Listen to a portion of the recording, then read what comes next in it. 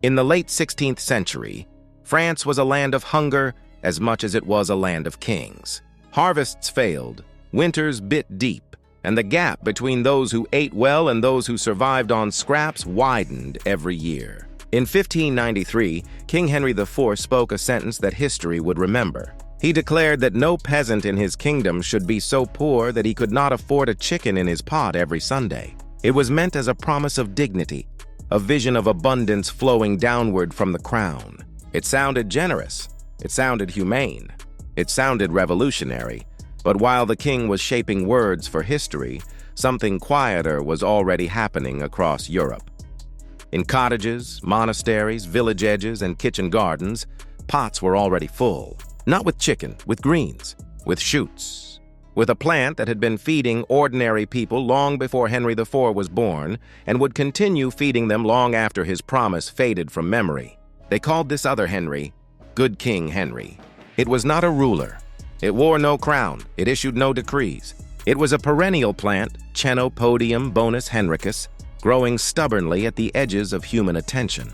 And for nearly 5 centuries, it quietly did what kings and empires often failed to do. It fed people reliably, without demanding loyalty, taxes, or tribute. Good King Henry did not arrive with ceremony. It emerged in early spring, when winter stores were thin and hunger was sharpest. Thick green shoots pushed through cold soil, tasting faintly of asparagus. Weeks later, broad leaves followed, tender and nourishing like spinach. It did not stop after one harvest. It kept giving until frost year after year once planted, often outliving the hands that first put it in the ground. Music. From the 12th century through the dawn of industrial agriculture, this plant was a cornerstone of European survival. In England, Germany, the Alps, and the lowlands, it anchored the kitchen garden. Medieval soups depended on it, simmered with leeks, chard, onions, and coarse bread into broths that carried families through winters that modern people can barely imagine. It was not a luxury. It was insurance. The Romans knew it too. Pliny the Elder wrote of a prized green demanded by Emperor Tiberius as tribute from Germanic tribes. Scholars still debate the exact identification, but most agree the description fits Good King Henry. An emperor demanded it because it sustained soldiers and citizens alike. Power in this case recognized nourishment.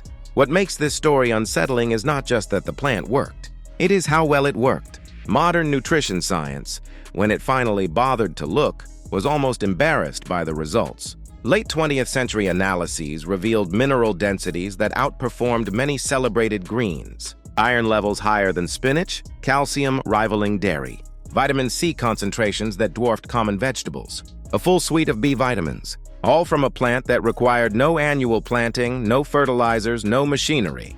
In studies and rankings that came centuries too late, Good King Henry consistently emerged as one of the most nutritionally dense perennial vegetables known, and yet almost no one today has tasted it.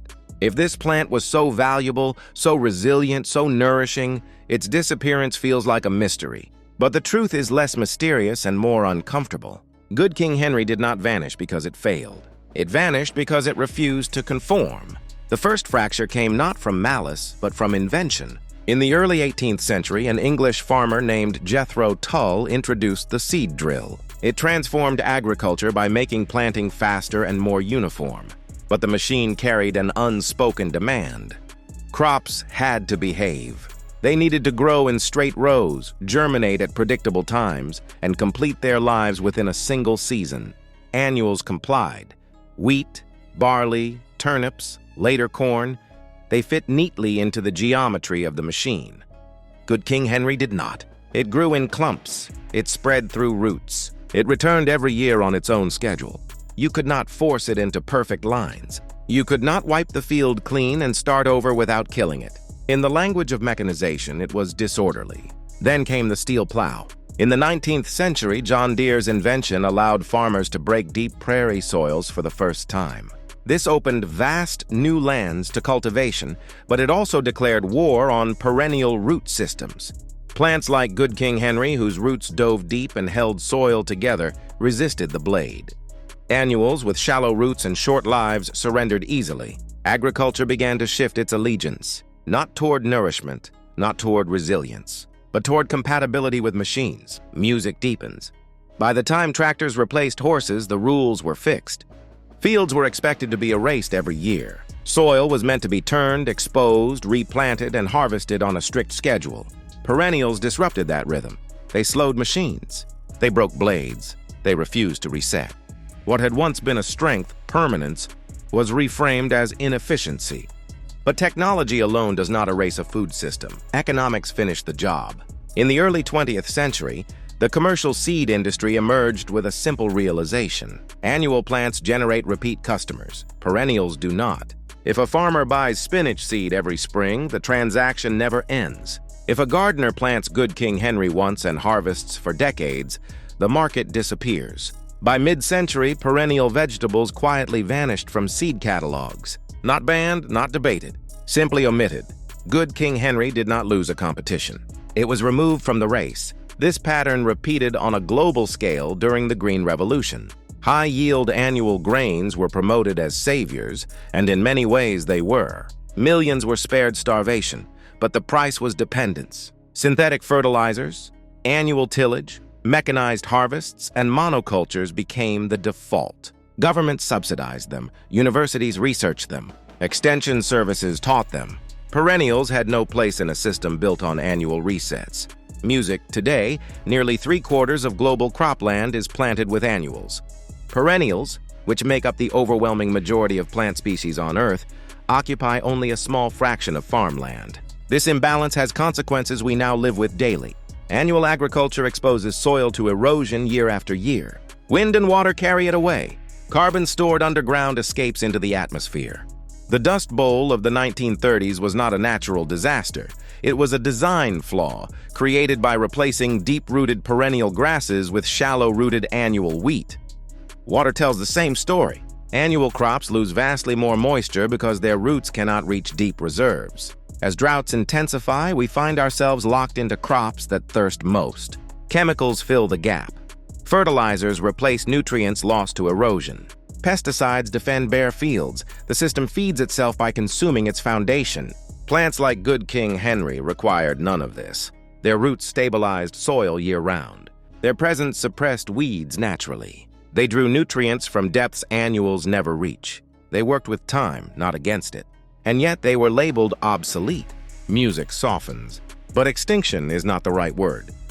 Good King Henry did not disappear. It retreated. It survived where machines could not easily reach. In monastery gardens, in alpine villages, in the plots of stubborn gardeners who valued continuity over convenience. As climate pressures mount, the logic that erased it begins to crack. Researchers now speak openly about perennial grains, perennial vegetables, and regenerative systems. Institutions once devoted solely to annuals cautiously revisit what was lost. Even policy begins to shift, acknowledging that soil cannot survive endless disturbance. This quiet reawakening is part of what spaces like Hidden Nature Vault exist to explore. Not nostalgia, but recovery. Not rebellion for its own sake, but repair.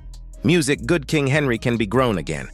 Its seeds are available, its behavior unchanged. Plant it once, and it will greet you every spring with food when little else is ready. Its shoots arrive early, its leaves follow generously, and it asks almost nothing in return. To eat it is to step outside the industrial calendar. There is no planting rush, no seed order, no annual dependency. The plant does not care about markets or machines. It operates on a deeper rhythm. King Henry IV promised a chicken in every pot, but that promise depended on wealth, trade, and stability. When systems collapsed, so did the guarantee. The other Henry never made speeches. It never promised abundance. It simply grew year after year, quietly fulfilling a contract older than kingship. Music fades slowly. Some promises are written in laws. Others are written in roots that refuse to die. As more people rediscover these forgotten allies, the future of food begins to look less like innovation and more like remembrance. If this story shifted how you see what grows at the margins, consider staying with us. Subscribe and continue uncovering the histories that were plowed under but never truly lost.